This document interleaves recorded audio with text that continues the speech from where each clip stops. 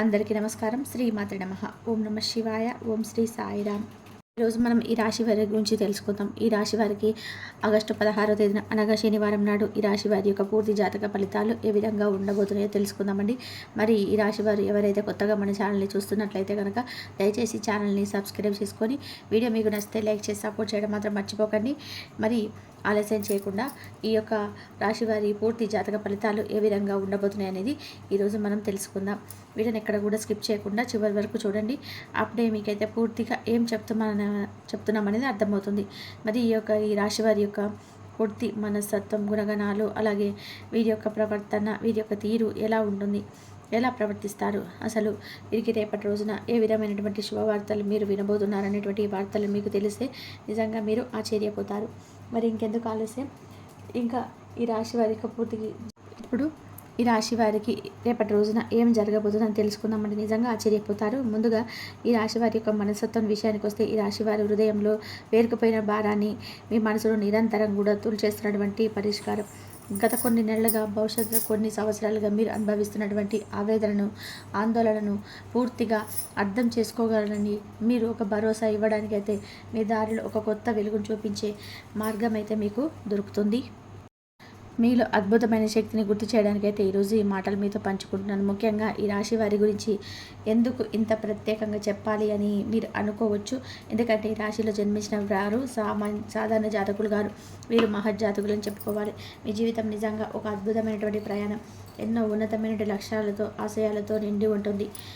మీలో ఉన్నటువంటి అపారమైనటువంటి శక్తిని మీరు చాలా తక్కువగా అంచనా వేసుకోవడం వల్ల కావచ్చు, మీరు కొంతకాలం వెనుకబడినట్టుగా భావిస్తూ ఉండండి. కానీ ఒక విషయం అయితే గుర్తుపెట్టుకోవాలి, మీ అంత అదృష్టవంతులు, మీ అంత విశాల హృదయాలు ఈ రాశి చక్రంలో మరొకరు ఉండరు. మీ మనసు చాలా విశాలమైనది, సముద్రం అంత లోతైనది. 10 మందికి మంచి జరగాలనే, సమాజానికి ఏదైనా సరే మేలు చేయాలి తప్పన గుణంలో మీకు మీరే సాటి.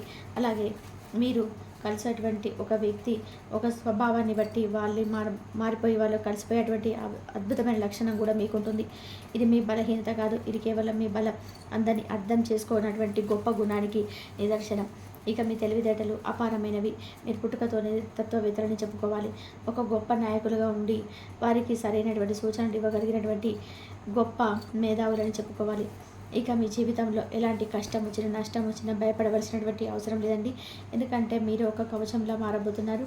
మీరు ఎంత మంచి మనసత్కాలంటే 10 మందికి సహాయం చేయాలనేటువంటి తపన మీ రక్తంలో ఉంటుంది. దానికి ఏంటంటే మీకు మంచితనం లోకాన్ని చాలా అర్థం చేసుకోరు, మిమ్మల్ని అపార్థం చేసుకుంటూ ఉంటారు. మిమ్మల్ని నిస్వార్థంగా చేసుకున్నటువంటి మేలును కూడా మర్చిపోయి మీకు ఆని తలబెట్టాలని వారు కూడా మీ జీవితంలో చాలామంది చూస్తున్నారు. కొంతమంది వ్యక్తులు కాబట్టి, వారు సొంత వాళ్ళు కావచ్చు, లేదంటే బయట వాళ్ళు కావచ్చు, ఇలా చాలామంది చేతుల్లో మీరు మోసపోయారు, మాట్లాడపడ్డారు, అవమానాలతో దిగుమింగుకున్నారు. మీ ఆశయాలు చాలా గొప్పవి, ఆలోచనలు ఉన్నతమైనవి.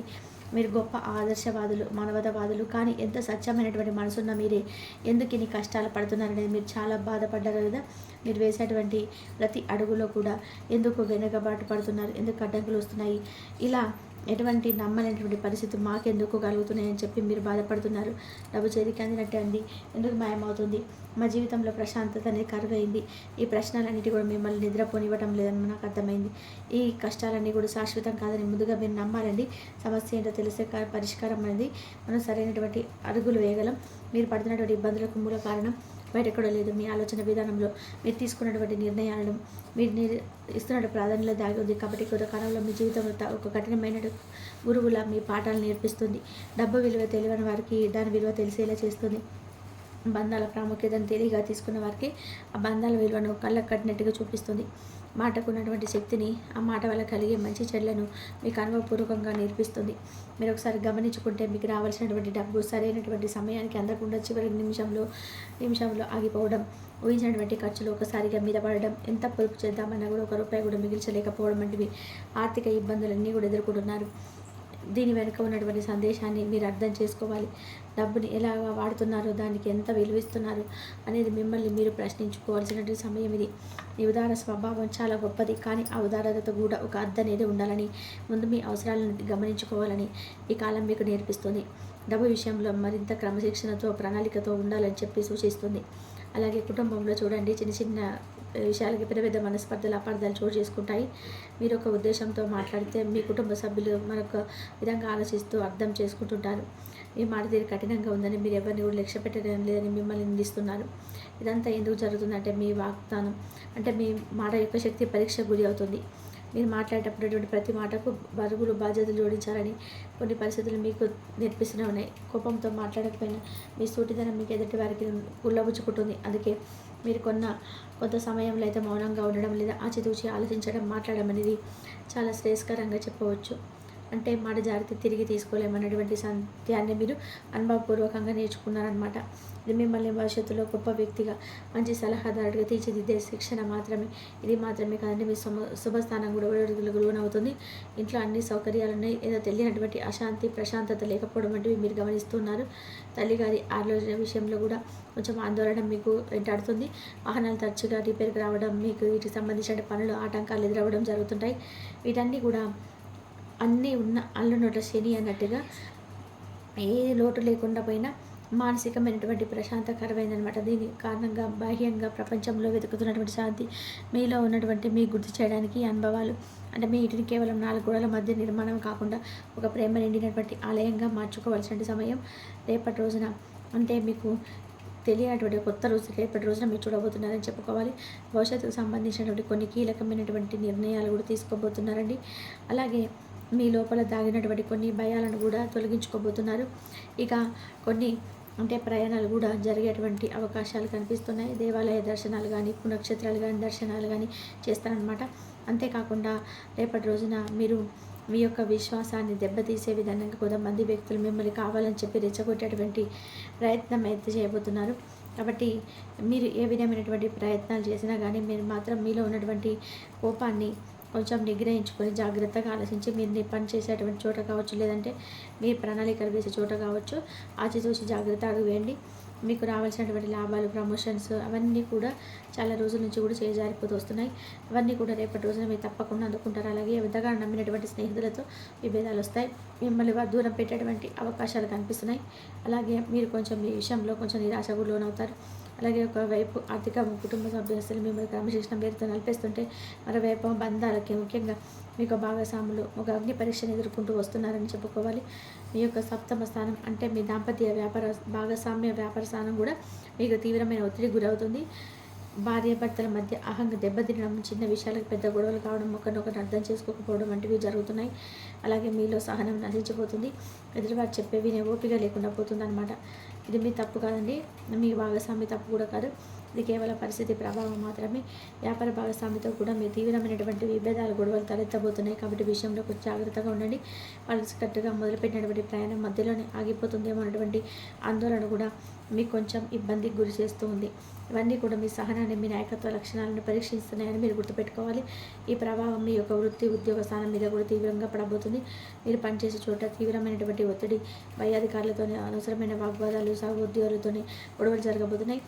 రేపటి రోజున చూస్తే కొంచెం మీకు గడ్డుకాలంగా కనిపిస్తుంది. అలాగే ఒక ఇంత కొంచెం లాభాల పాటుగా వ్యాపారాలు, ఉద్యోగపరంగా కూడా మీ చేతికైతే డబ్బు అయితే అందబోతుంది. అలాగే ఈ విషయంలో మీరు కొంచెం రిలీఫ్ అవ్వబోతున్నారని చెప్పాలి. అలాగే రేపటి రోజున మీకు కొంతమంది వ్యక్తులు చేయనటువంటి తప్పులకు మిమ్మల్ని విపరీతమైన కోపావేశాలకు గురి చేసేటువంటి విధంగా, మీ చికాకు తెప్పించే విధంగా, మీ పనిలో ప్రశాంతత లేకుండా చేసే విధంగా మిమ్మల్ని కొంచెం ఇబ్బంది గురి చేసే అవకాశాలు కనిపిస్తున్నాయి.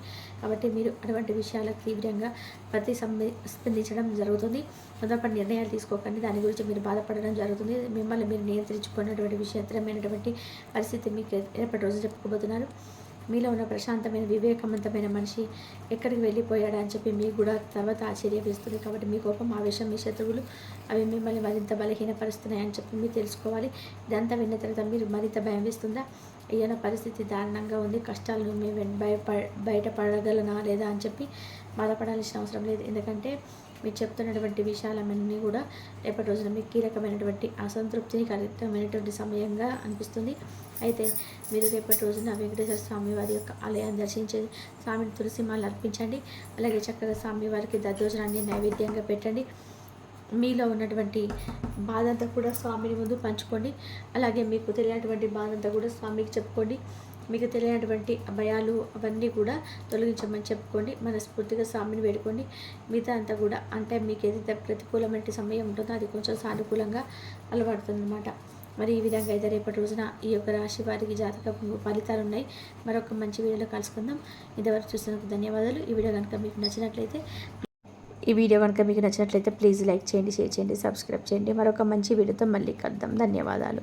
కాబట్టి మీరైతే దైవారాధన చేసుకున్న ప్రతి ఒక్కరికి కూడా ఆ దైవం తోడుండి మీకు ఉండే సమస్యల నుంచి బయటపడేసే మార్గాలు అయితే చూపిస్తాడు. ఇంతవరకు చూసినందుకు ధన్యవాదాలు.